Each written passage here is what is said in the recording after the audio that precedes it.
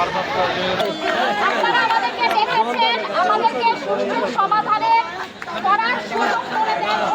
Please আপনারা slogan বন্ধ করেন।